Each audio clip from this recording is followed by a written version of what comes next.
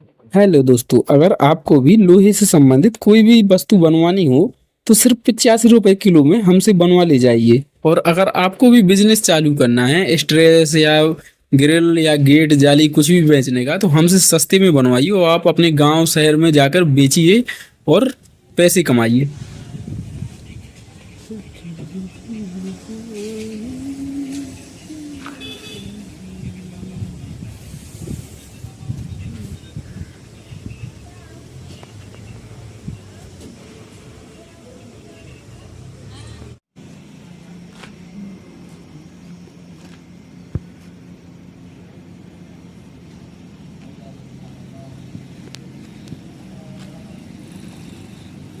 Đúng không? Quy quy được không này?